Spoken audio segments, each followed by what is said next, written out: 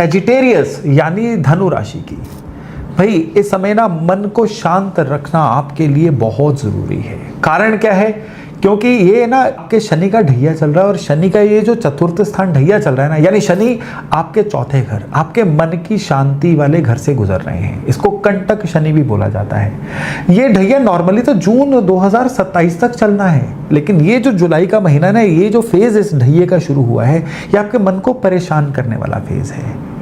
इसमें क्या है कि कोई प्रॉपर्टी से जुड़ा मामला इस महीने में आपकी पेशेंस को खराब कर सकता है। घर के अंदर का कोई ऐसा वाद विवाद या तनातनी हो सकती है जो आपके मन को बेचैन कर सकती है, और फिर यही जो मन की बेचैनी है ना, वो आप अपने ऑफिस में या वर्क प्लेस पे ले जाओगे, और इसी बेचैनी की वजह से वहाँ पे गलतियाँ होंगी, और उन गलतियों की वजह से होगा नुकसान। आपको इस नुकसान का डायरेक्ट रीज़न नहीं पता चलेगा, और रीज़न यही वाला होगा।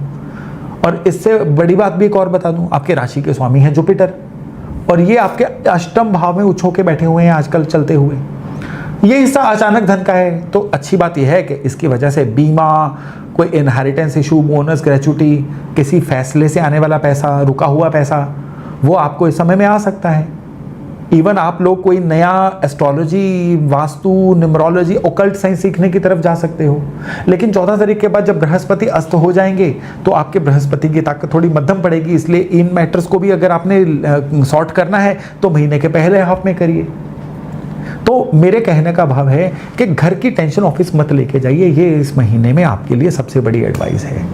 तो छठे भाव में मंगल बैठे हुए हैं, जिसका मतलब है विरोधियों पे जीत, मुकदमों में फायदा, कर्जे से निपटने का बल।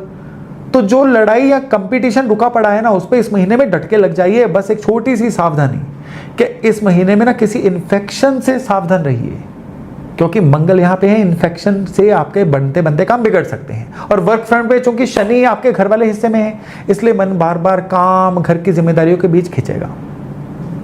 अब ये महीना है अपने किसी फाउंडेशन को मजबूत करने का, और आप जिस भी काम में है ना, आप नौकरी में हैं, आप बिजनेस में हैं, एक स्टेबिलिटी से काम करिए। और इस समय में आपने एक चीज पक्की करनी है, क्योंकि इस महीने में बिजनेस में कुछ नया ऐड करने का समय है। नौकरी में इस महीने में या तो प्रमोशन का समय है, या नौकरी छोड़ के नई नौकरी, नई कंपनी भी ज्वाइन करने का समय है। तो ये एवेन्यूज इस महीने में तलाशते रहिए, ये बड़े जबरदस्त हैं। और इस महीने में पैसा अचानक आएगा भी और अचानक निकलेगा भी। जो आता है उसको संभाल के रखिए। बड़े रिस्क भरे जो आपके इन्वेस्टमेंट्स होती है ना, उनसे बचिए। और रिश्तों में परिवार की जिम्मेदारी, खास तौर पे बड़े बुजुर्गों की तरफ जो आपकी जिम्मेदारी है ना, वो बढ़ने वाली है। इसलिए मन के अंदर थोड़ी सी पेशेंस बना के रखिएगा।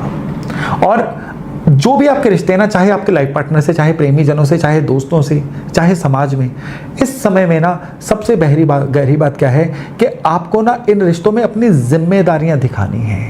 केवल लवी डबी नहीं दिखना है कि दिखने में आप केयरफुल हो लेकिन जिम्मेदारियों से भाग रहे हो। नहीं भी दिखोगे ना अच्छा, सिर्फ और सिर्फ आप इस समय में अपनी जिम्मेदारियों को पूरा करिए। इस महीने का निचोड़ ये है कि घर माँ प्रॉपर्टी के मामलों में आपको अचानक से फायदा भी हो सकता है, कोई ना कोई आपके घर में व्हीकल भी आ सकता है, लेकिन घर का कलेश जो है वर्क प्लेस पे नहीं लेके जाना है। चलिए उपाय पे बढ़ते हैं। इस महीने में क्या किया जाए?